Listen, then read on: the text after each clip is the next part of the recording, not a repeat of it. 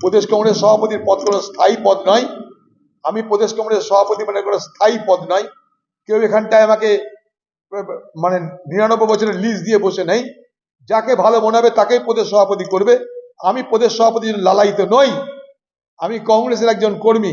কোন পদের জন্য অধীর চৌধুরী লালায়িত নই। আমি অধীর চৌধুরী কোনো পদের জন্য কোনোদিন লালায়িত ছিলাম না, আজও নেই, আগামী দিনেও থাকবো না। পশ্চিমবঙ্গে তো জমি দখল হয়ে গেছে, আর মুর্শিদাবাদ আলাদা করে কি হবে?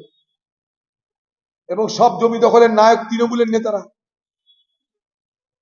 বলার কিছু নাই। খাল বিল বন্ধ হয়ে গেছে, জমি জায়গা তৃণমূলের দখলে, বাকি আছে গঙ্গা টঙ্গা, বাকি আছে, এটা কবে বুঝবে জানি না।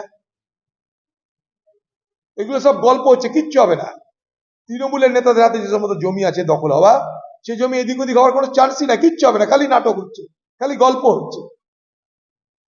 হকার উচ্ছেদ করে কিছু গরিব মানুষের পেটে লাথি মারা হচ্ছে, বাকি কিছুই হচ্ছে না।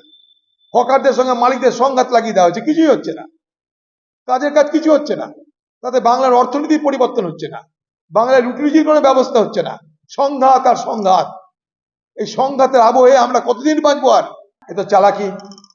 ভোট মিটে গেল, দাম বাড়বে, আবার ভোট আসবে, লক্ষ্মীর ভান্ডারের পয়সা একটু বাড়িয়ে দেবে, একটু কমিয়ে দেবে, ভোট হয়ে যাবে, আবার পয়সা তুলতে লেগে যাবে। রাজ্যের হাতে তো টাকা ছাপানোর মেশিন নাই, তাহলে রাজ্য দিচ্ছে কি করে?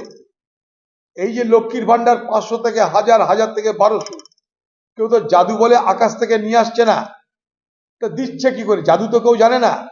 বাংলার মুখ্যমন্ত্রী মমতা ব্যানার্জির ঘরে তো টাকা ছাপানোর মেশিন নাই, তাহলে লক্ষ্মীর ভান্ডার বা অন্যান্য সুযোগ সুবিধা দিচ্ছে কি করে?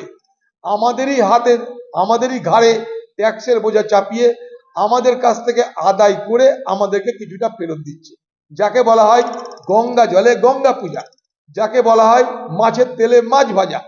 যেই ভোট শেষ হয়ে গেছে, দিদি দেখেছে যা খরচা করেছি, এবার মালটা তুলে নিতে হবে। এবার মাল তোলার কাজ শুরু হয়ে গেছে। যেমন মস্তানরা তোলা তোলে, তেমন সরকার ট্যাক্স দিয়ে ট্যাক্স বাড়িয়ে আরেক ধরনের তোলা তুলছে। এটা এক ধরনের তোলাবাজিরই নামান্তর।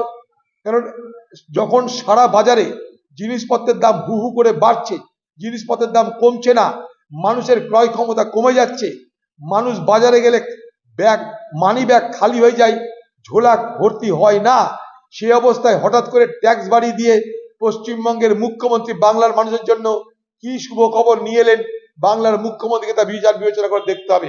এটা এক ধরনের সরকারি তোলাবাজি বলে আমি মনে করি।